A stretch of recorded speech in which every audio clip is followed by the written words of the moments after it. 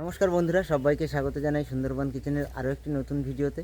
অনেক দিন হয়ে গেছে আলু গাছ লাগিয়েছি, প্রায় 35-40 দিন মতো। গাছ বেরিয়ে বড়ও হয়ে গেছে, আপনাদের দেখানো হয়নি। আজকে সেই আলু গাছ দেখাবো কেমন বড় হলো, দুপাশেরটাই বেরিয়ে গেছে। আর সেই ধান ফেলেছিলাম, সেই ধানও দেখাবো আজকে গাছ কেমন হয়েছে। তার সঙ্গে এই 4-5 দিন ধরে আমি একটা নতুন কাজের দায়িত্ব পালন করছি। আরও ওয়াটার প্ল্যান্ট হয় যেগুলো, সেই আরও ওয়াটার প্ল্যান্টের কিছু দেখাশোনার কাজ করব কয়েকদিনের জন্য। তার ভিতর অলরেডি 2-3 দিন করা হয়ে গেছে, আর হয়তো 1 থেকে 2 দিন করব। তো সেটাও আপনাদের আজকে দেখাবো। আলু ক্ষেতের পাশে এই 2-3 দিন হলো একটু পেঁয়াজের চারা বসানো হয়েছে। এই পেঁয়াজের চারাগুলো 3 দিন আগে বসিয়েছিলাম, সবে সেট হচ্ছে, এখনও সেইভাবে হয়নি। 2-1টা গাছের একটা করে পাতা ছেড়েছে। বিরাট বড় বাগান হয়ে গেছে এখন আলু গাছের। দেখুন সব আলু গাছগুলো বেশিরভাগটাই শুয়ে পড়েছে, এত লম্বা হয়েছে একটা গাছ। এই এত লম্বা হয়ে যাবে বুঝতে পারিনি, ছায়া জায়গায় বোধহয় ওই জন্য আরও বেশি লম্বা হয়েছে। সকালবেলার দিকে একটু রোদ পড়ে, দুপুর ঘুরতে ঘুরতেই রোদ একদম কমে যায়। গাছগুলো বেশ সুন্দর চেহারা হয়েছিল, কিন্তু এই একটুখানি বৃষ্টি হয়েছে বলে পড়ে গেল, সামান্য বৃষ্টিতে, বুঝলে তো। বৃষ্টিটা না হলে গাছগুলো থাকতো আরও কিছুদিন অন্তত। ফুল দেখো, থোকা থোকা ফুল ফুটেছে। থোকা থোকা, তুমি এর ফুলে একটা জিনিস দেখাও। আমি তো এই বছর প্রথম দেখলাম, আমি এর আগে কখনো দেখিনি। আপনাদের একটু দেখাই, দেখুন একটা জিনিস। এই ফুলগুলো কত বড় বড়। আমি কিন্তু এইগুলো চারা না, এগুলো একটা আমাদের রাস্তার পাশে একটা বাড়িতে ডাল হয়েছিল, সেখান থেকে ভেঙে বেছেই এনেছি আমি, যে এগুলো বড় বড় ফুল হবে সেই দেখে। একই গাছে দেখুন, বড় ফুলও ফুটেছে, আবার এই চুটকে গাঁদাও ফুটেছে। আমি আগের জীবনে কোনোদিনও দেখিনি। কি করে বিশ্বাস করবে মানুষ? এটা চুটকে বলা যাবে না, কি বলতো, এর মাঝখানের পাপড়িগুলো না মেলেনি সেইভাবে। না না মেললেও মেলতো না। দেখো ছোট ছোট পাপড়ি, এইগুলো কত বড় বড় ফুটেছে, আমি এরকম দেখে এনেছিলাম। তো এই কেন ফুটবে? এ তো মরে গেছে, তুমি তো বলতে পারবে না যে মেলায়নি। ওই পাশে আরো আছে, আর এইখানেও না এক ধরনের ফুলের চারা আমরা ফেলেছিলাম, বীজ। এগুলো কি ফুল আমি ঠিক নাম জানি না বন্ধুরা, খানিকটা কসমস ফুলের মতো দেখতে, হলুদ কালার। যখন বড় হবে তখন আপনাদের দেখাবো। গাছটাও ওইরকমই, খানিকটা পাতা, কি একদম শাকের মতো এঁটে গেছে। দেখো ফুল ফুটলে খুব ভালোই লাগে দেখতে। আমি ভেবেছিলাম সব বেরোবে না, এখন দেখো জল পেয়ে এই দেখো সব একদম বিশাল বেরোচ্ছে। এই আলু গাছগুলো লাগানোর 1 সপ্তাহ পরে এই পাশেরগুলো লাগানো হয়েছিল, এই পাশেরগুলোও গাছ বেরিয়ে গেছে। রোদ না পড়লে কিন্তু আলু গাছ সেইভাবে হয় না। দেখুন শুধুমাত্র এই কোণার দিকটা দেখুন কত লম্বা হয়ে গেছে, 1 হাত করে হয়ে গেছে। এই কোণায় রোদ পড়ে না, আর ওই পাশে ভালো রোদ পড়ে, ওইখানের গাছগুলো খুব একটা লম্বা হয়নি। গোড়া বাঁধা হয়নি এখনও, 2-1 দিনের মধ্যেই গোড়া বাঁধতে হবে। গাছ বেশি বড় হয়ে গেলে আবার গোড়া বাঁধতে অসুবিধা হয়।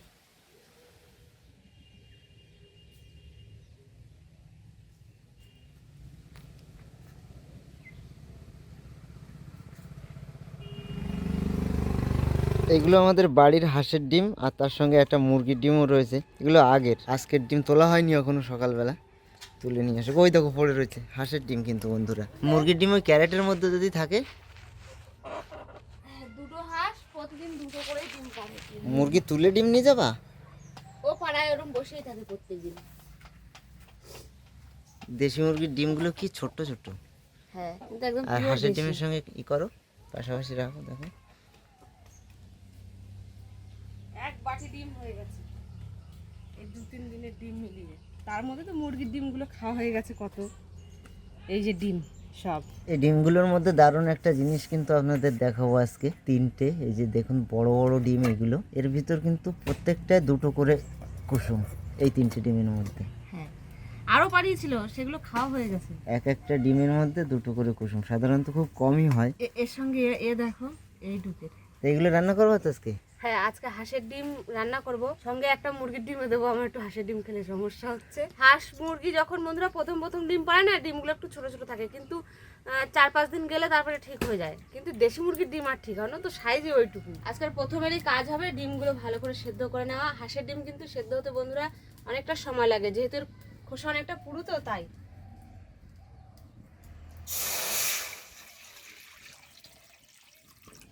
এই জোড়া কুসুমের ডিমগুলো যখন ভেঙে ভাজা করার সময় দেখতে ভালো লাগে, আর নয়তো সেদ্ধ করার পরে কাটলে মাঝখান দিয়ে, তখন খুব ভালো লাগে। তুমি দেখাবা কি করে বন্ধুদের খাওয়ার সময়? খাওয়ার সময় সেদ্ধ হোক, জলের মধ্যে একটু লবণ দিয়ে দেবো, ব্যাস। এবার সেদ্ধ হতে থাকুক এইভাবে। লবণ দিলে কি হয়? যে হয় এর একদম সঠিক নিয়ম আমি জানি না। জল বেশি গরম হয়, বেশি গরম হয়। ফেটে গেছে? হ্যাঁ, ডিম ভালোভাবে সেদ্ধ হয়ে গেছে, অনেকক্ষণ ধরে জাল দিচ্ছি তো।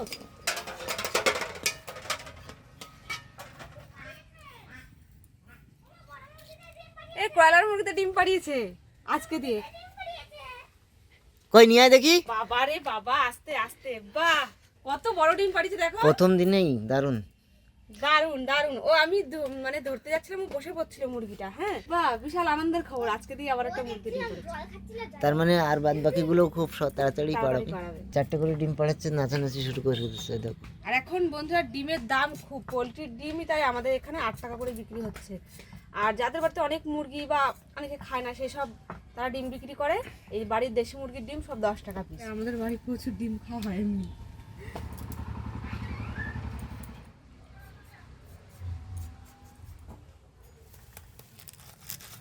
পারবা?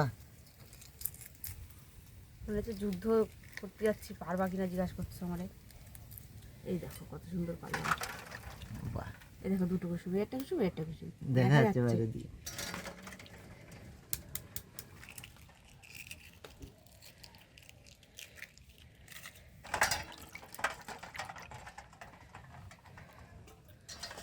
কড়াই অনেকক্ষণ ধরে গরম হচ্ছে উনুনে, ততক্ষণ আমি ডিম টিম সব ছাড়িয়ে নিলাম। তেল দিয়ে দিচ্ছি কড়াইতে।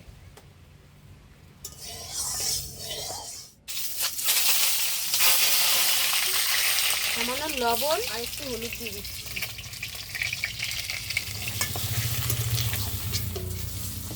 এই ডিমগুলোর পাশে ছোট ডিমটা একদম বেমানান। তেলের মধ্যে আলুগুলো ভালো করে ভেজে নেব। ভাজা ভাজা হতে থাকুক, আমি ততক্ষণে আদা আর রসুনটা বেটে নিই।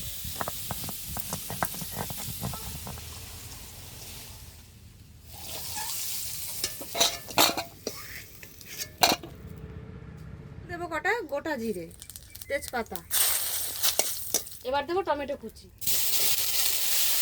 সঙ্গে দিয়ে দেবো আদা রসুন বাটা।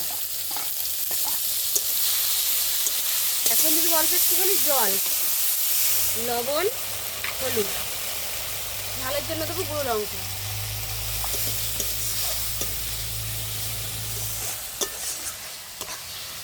এই মশলা এখানে রেডি হয়ে গেছে। এর মধ্যে আবার ভেজে রাখা আলু আর ডিম দিয়ে দেবো।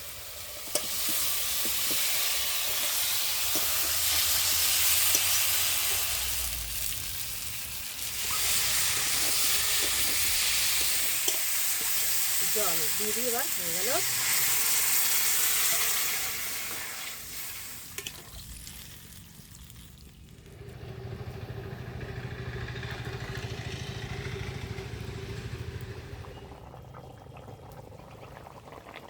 এরকম ভাবে ঢেকেছে তো সব বেরিয়ে যাচ্ছে পাশ দিয়ে। থালাটা আমার হয়ে গেছে। প্রায় সেদ্ধ হয়ে গেছে। তরকারি কিন্তু প্রায় শেষের পথে। এখন একটু ভাজা জিরের গুঁড়ো দিয়ে দিচ্ছি, আর সামান্য একটুখানি গরম মশলার গুঁড়ো, সেটাও দিয়ে দেবো। যে খুন্তির উপরে চোখে দেখা যাচ্ছে না। আর সব শেষে দিয়ে দেবো একটু ধনেপাতা। আর ঝোল কমাবো না, ঝোল তো আমাদের লাগবেই এতটা।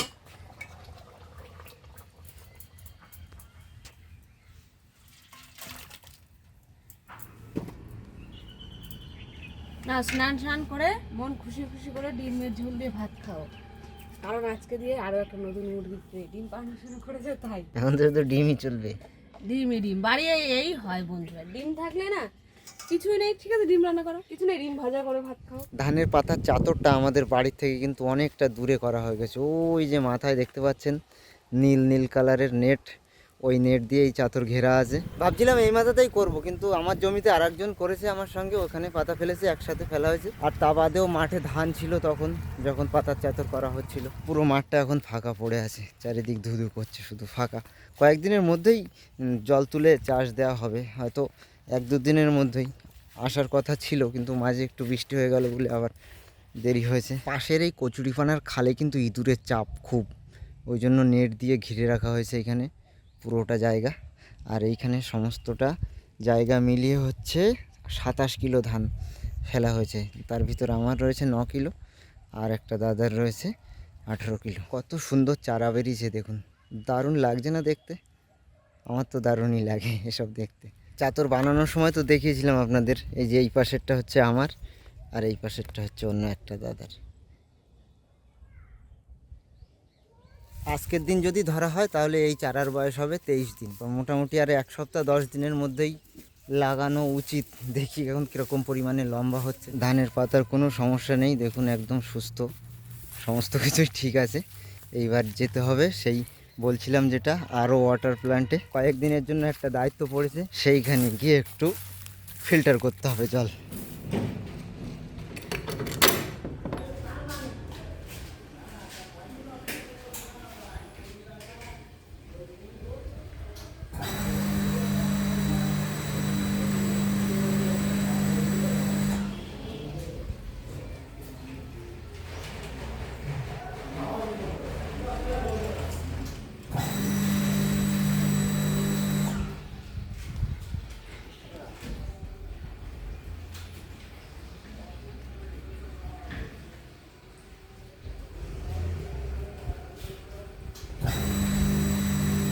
ফিল্টার হওয়া জল এই ড্রামে এসে জমা হয়। এখন কিন্তু জল ফিল্টার হচ্ছে না, এখন হচ্ছে এই মেশিনগুলো ওয়াশ করা হচ্ছে। প্রত্যেকদিন সকালবেলা চালু করার আগে একবার করে ওয়াশ করে নিতে হয়। 4টে ট্যাঙ্ক রয়েছে, তার মধ্যেও মাঝখানের এই দুটোই হচ্ছে ওয়াশ করা লাগে, আর এই দুটো করা লাগে না। তো এক একটা ট্যাঙ্কের পেছনে মানে 15 মিনিট করে সময়, দুটো হচ্ছে আধা ঘন্টা।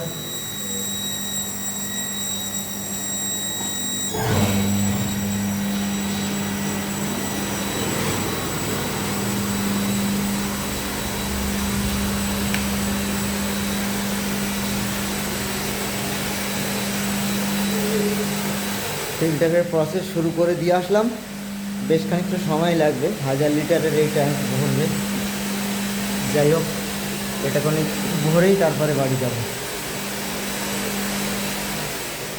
ফুলকপি, চিংড়ি মাছ আর পালং শাক দিয়ে তরকারি, আর ওইখানে রয়েছে ডিমের ঝোল। আর কি দেবো তোরা? জল দিয়ে না, জল দিয়ে না। আলু দেবো?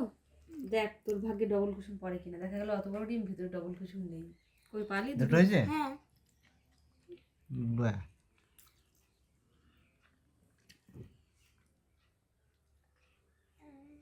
খাও। পালং শাক খাওয়ার পরে এবার ডিমের ঝোল। এটাই আমার দিলে, তুমি খাবে না? না, কেন? হাঁসের ডিমই তো মনে হয় খাবো না। ডবল কুসুম, তার মানে এই না যে ডিমের বিরাট স্বাদ পরিবর্তন হবে। বড় দুটো কুসুম আনন্দ। এ কিন্তু লম্বা লম্বা পুরোপুরি কাটবে না, হাতা না।